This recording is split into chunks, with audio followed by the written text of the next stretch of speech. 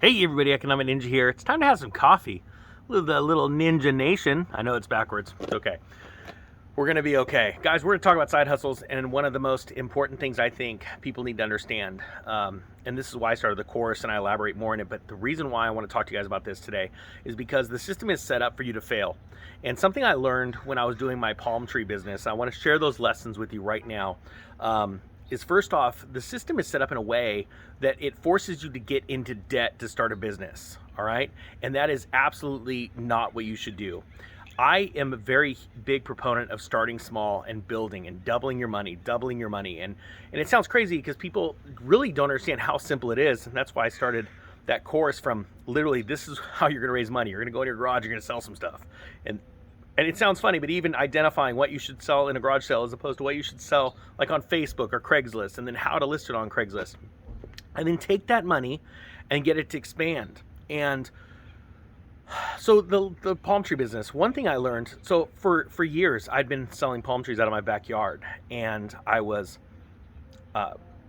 making great money. As a matter of fact, I was making about $50,000 a year selling palm trees out of my backyard. But the problem is that was technically illegal, right? And I had to work around that to make it legal.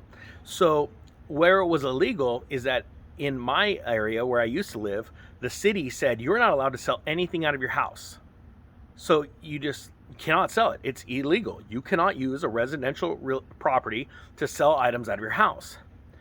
So what I had to do is I started to bulk things together, and I could sell wholesale.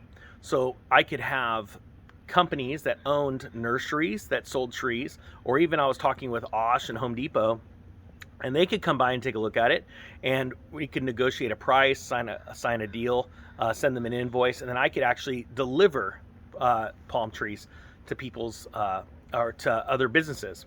Another thing I had to do was I had to work around, and so I would have people come over and say, hey, I'm doing a big landscape job, and I said, well, let's get you in there and take a look at all these palm trees. And they say, okay, and we got to have a minimum order, and then they would buy them, and then I would deliver them from my house. So I was technically not selling out of my house. Now I also, come on, let's be honest, I was selling stuff out of my house because it is absolutely, I think, tyrannical that a city would do that. And I was good friends with all of my neighbors and let them know what I was doing. It was very respectful of them. And as a matter of fact, truth be told, they all had free palm trees in their yards, and they were very grateful for that. But I was also grateful for their understanding, right? They didn't go turn me into the city. And it bugged me. It just really disturbed me because if you think about it, the system is set up in a way that it forces you to go out and get a loan, or you need to go raise the money, which is what I teach in the course, is raise the money and use cash, the money you own. You're not going and getting a business loan or a private or personal loan from family or friends to start a business because you need a storefront, because that's the only legal way you could sell, right? Because I want you to do it, it's smart. I want you to have a budget set up and an emergency account and all of that kind of stuff, because I want you to be a success. And the problem is so many people dive right into a business because they've got this great idea, but the way the system is, they got to go out and take all this debt out, and now they've got that looming over their head. And the stress of that could cause them not to perform. And it really bugged me. Another thing that I learned that really bugged me is I went for it. At a certain point, I had so much money saved up that I went, okay, you know what? I want to go into a big tree nursery, and I only want to sell massive palm trees. So I have a much greater profit margin, right? On a percentage basis, I'm flipping bigger volumes of money. I'm selling trees that are $500 to $1,000, even more than $1,000 each. So I don't have to sell as many trees as I was when I was selling small trees to make the same amount of money, all right? Well, the problem with that is I found a great property. As a matter of fact, a friend of mine said you could literally use it for free. It's got amazing highway frontage, and it's right there at a big intersection of a highway and a large main artery in our county.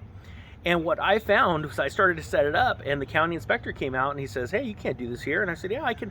I've got all the right to do it. It's private property. And he says, well, what we want is if you do this, we want you to build a turnoff lane, not for your property, but for the intersection down the road there. And we want you to move the utilities. So I thought that was absolutely nuts. I went into the county and said, how much is that going to cost me? Like about $100,000. I'm like, are you kidding me? That is insane. This is private property. And then I'm like, and so then what I found out is I found a loophole. And I went, and they said, well, I looked at the loopholes. I said I could have a farm stand.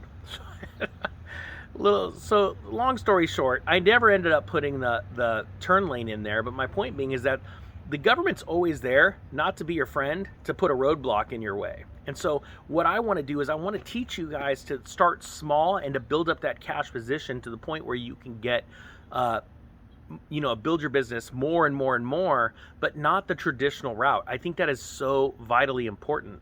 That's why I did that course, because I think people need to think about business, small business in America, differently. Don't get yourself into debt. Go easy on yourself. You don't have to go big all at once. Start small. Build with cash, and then what will happen is, as this economy collapses, and it already is, okay, we're going to reset. You are going to be able to identify amazing opportunities, not only because people were leveraged and you're not, right? But what's going to happen is that fear is going to set in, and people are going to be liquidating things. Even not only small businesses, but large businesses are going to be liquidating all kinds of stuff because they don't have the customers to buy their goods, and they themselves got too leveraged. So you can walk in and find amazing deals. I just did a video at Home Depot where I was talking about all of these toolboxes that were sitting out in the weather and these barbecues, and literally 2 weeks later, people are already buying them up for literally probably 30 cents on the dollar, because they're selling them for 50 cents on the dollar. And they're already listed on Facebook right now. So people are already taking advantage of retail arbitrage, something that I talk about in that course as well, where you wouldn't see it. There are people that are buying those toolboxes now from them, and they're flipping that money because those people don't know that they were just on sale down at Home Depot because they bought too many, or they just had the ship offloaded from China and they don't have enough customers for it. All right, guys, I hope you got something out of this. Don't go too big. Start small and start to expand your money, and then it's your money, your reserves, and no one can take that away from you, okay? Don't get into debt. This is the time to take advantage of those that did get into debt, and we are going to buy their goods and we are going to resell them, and I want Ninja Nation to be blessed. All right, guys, with that being said, the Economic Ninja is out.